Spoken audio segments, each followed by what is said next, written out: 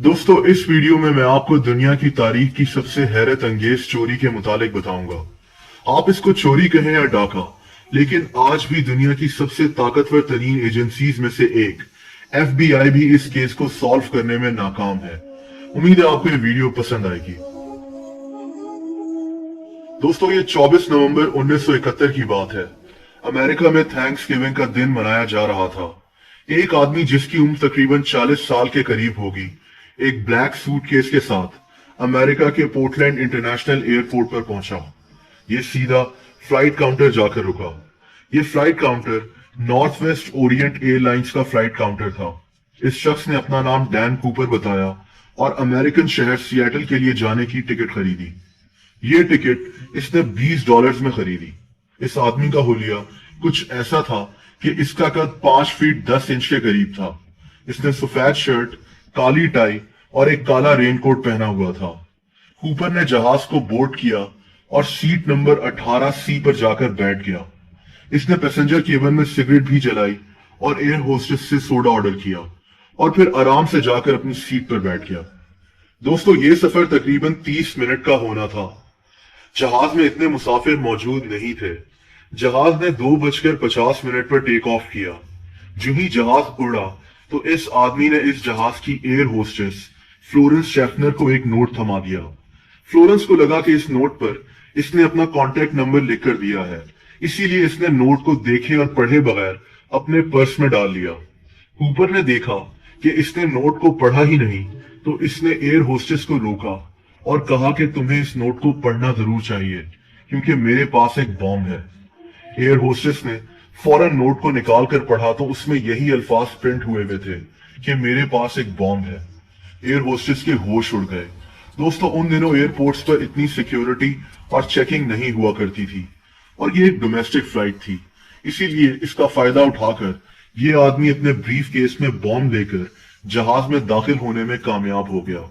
इस आदमी ने एयर होस्टेस को अपनी साथ वाली सीट पर बैठने को कहा। एयर होस्टेस ने फौरन वही किया और इसकी साथ वाली सीट पर बैठ गई। कूपर ने ब्रीफकेस खोला। इस ब्रीफकेस में 8 लाल सिलेंडर्स मौजूद थे जो तारों के साथ एक दूसरे के साथ जुड़े हुए थे। इसने ये ब्रीफकेस एयर होस्टेस को दिखाया। ये देखकर एयर होस्टेस के होश उड़ गए। इस आदमी ने ब्रीफकेस फौरन बंद किया और एयर होस्टेस से $2 लाख की डिमांड की। इसने कहा कि इसको $2 लाख कैश की शक्ल में चाहिए और वो भी 5 बजे तक। ये सारे डॉलर्स $20 के नोट होने चाहिए। इसके साथ साथ इसने 4 पैराशूट्स और जहाज को जमीन पर उतारने के बाद एक फ्यूल ट्रक की भी डिमांड की। इसने एयर होस्टेस को कहा कि मैं मजाक नहीं कर रहा, अगर मेरी डिमांड्स पूरी नहीं हुई तो मैं इस बॉम्ब को अभी यहीं चला दूंगा। एयर होस्टेस ने फौरन ये बात पायलट विलियम स्कॉट को बताई और पायलट ने नीचे लोकल अथॉरिटीज को खबर की कि इनका जहाज हाईजैक हो चुका है और इस आदमी की सारी डिमांड्स बताई। दोस्तों, अथॉरिटीज ने कोई रिस्क लेने के बजाय इस आदमी की सारी डिमांड्स पूरी करने का फैसला कर लिया। जहाज और सिएटल एयरपोर्ट के तमाम मुलाजमीन को ऑर्डर्स जारी कर दिए गए। जहाज सिएटल एयरपोर्ट पर उतर गया और तकरीबन 2 घंटे तक वहीं खड़ा रहा।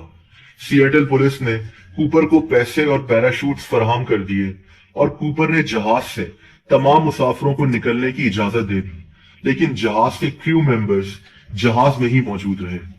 इसके बाद इस आदमी ने जहाज को मेक्सिको सिटी की तरफ उड़ाने को कहा और इसकी ऊंचाई 10,000 फीट से नीचे रखने को कहा। जहाज के उड़ने के कुछ देर के बाद ही इसने काले सनग्लासेस पहने, पैसे अपने पास रखे और पैराशूट पहना और इस जहाज के रियर डोर से छलांग लगा दी। इसके बाद ये आदमी कभी किसी को नहीं मिला।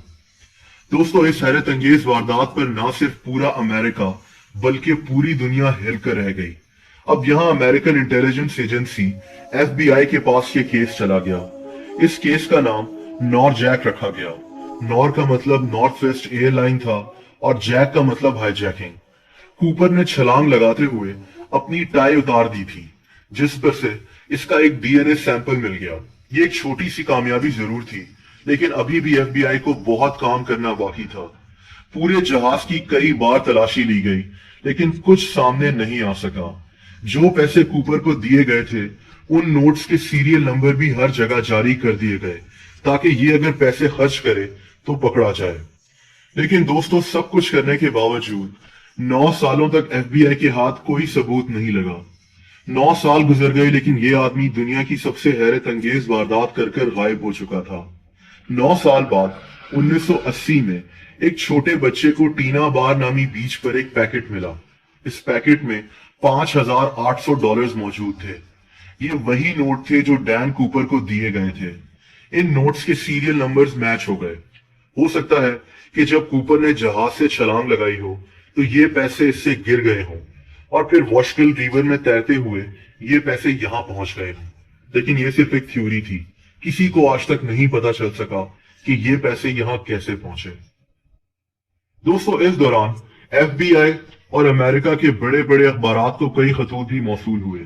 कुछ खतूत में कहा जाता कि मैं ही डैन कूपर हूं। कुछ खतूत में यह दावा किया जाता कि मैं डैन कूपर का भाई हूं।